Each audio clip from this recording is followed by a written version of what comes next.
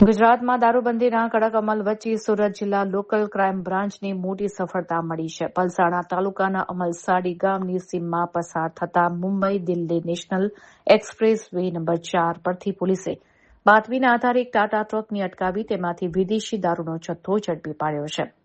એલસીબીની team પેટ્રોલિંગમાં હતી ત્યારે તેમને ચોક્કસ બાતમી મળી હતી કે એક ટ્રકમાં ગેરકાયદેસર રીતે દારૂની હેરાફેરી થઈ રહી છે. પોલીસે વોચ ગોઠવી અમલસાડી પાસે ટ્રકને આંતરતા તપાસ દરમિયાન અંદરથી વિદેશી દારૂ મળી આવ્યો હતો. પ્રાથમિક પૂછપરછમાં બહાર આવ્યું છે કે આ દારૂનો જથ્થો રાજકોટ તરફ લઈ જવામાં આવી રહ્યો હતો. પોલીસે આ કાર્યવાહી દરમિયાન મુદ્દામાલને જપ્ત કર્યો છે, જેમાં 14,920નો મુદ્દામાલ, ટ્રક ચાલક લાદુરામ બિશ્નોઈની સ્થળ પરથી ધરપકડ કરવામાં આવી છે, તેમજ ગુનામાં વપરાયેલ ટાટા ટ્રક કબજે લેવામાં આવી છે. સુરત જિલ્લા એલસીબીએ પકડાયેલા આરોપી લાદુરામ બિશ્નોઈ વિરુદ્ધ પ્રોહિબિશન એક્ટ હેઠળ ગુનો નોંધી કાયદેસરની કાર્યવાહી હાથ ધરી છે.